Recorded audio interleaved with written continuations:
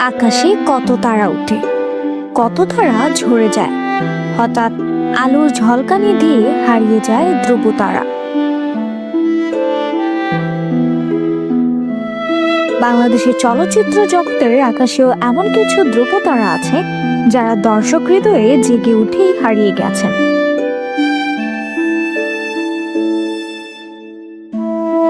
এখন বাস করছেন লোকচক্ষুর অন্তরালে। তেমনি কয়েকজন হারিয়ে যাওয়া নায়িকাকে নিয়ে এই আলোচনা।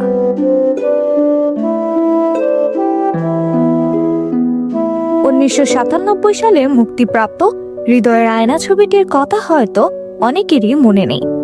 ছবিটিতে তখনকার হিট নায়ক রিয়াজের বিপরীতে অভিনয় করেন নবাগতা জেবা।